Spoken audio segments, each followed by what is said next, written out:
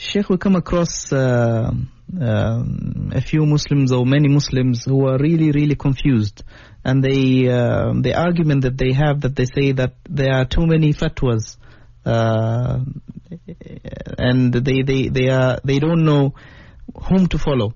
You know, every single person gives a fatwa, and maybe it's a totally different fatwa than the other person.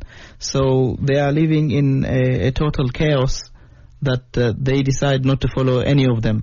So what would you like to say regarding this? Well, first I have to highlight the question of who is entitled to issue fatwas.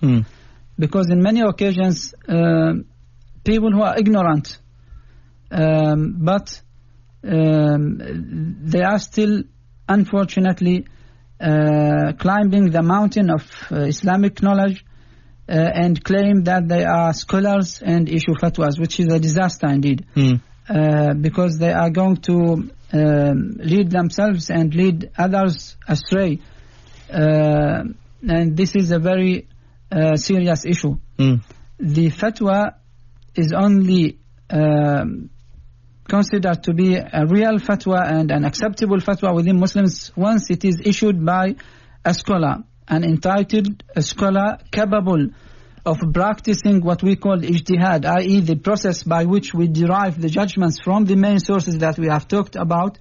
This process is called ijtihad. So once it's not to memorize answers of other scholars and then pass them to the audience. It's not like that, because such a person, as I said, is going to lead people astray.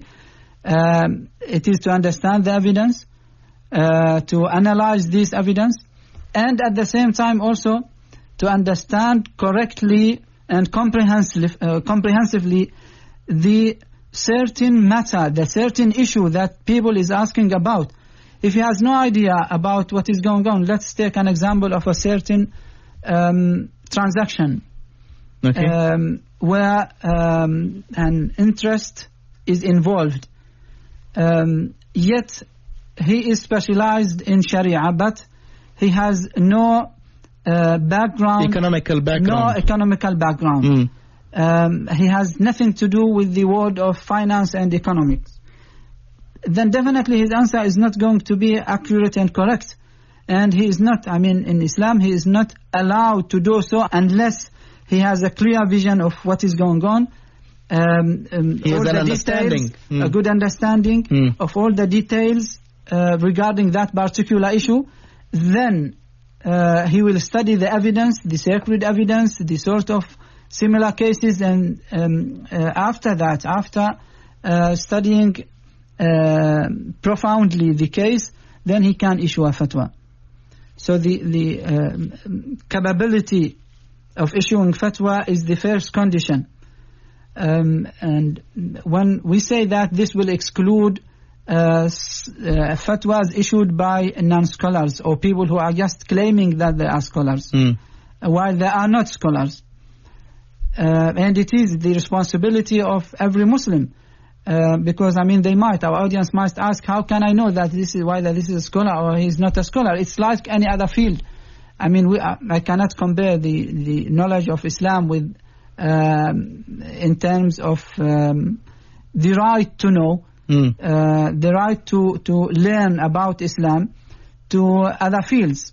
There are certain, definitely, because Islam is our religion, and this is the religion by which we worship Allah subhanahu wa ta'ala. So it is a right and an obligation upon every Muslim to know more about his religion.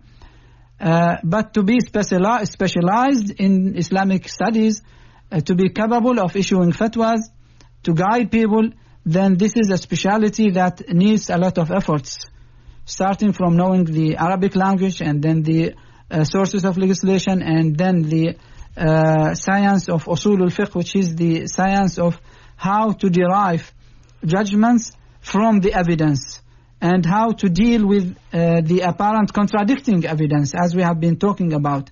What are the general rulings? What are the specific rulings for a certain matter?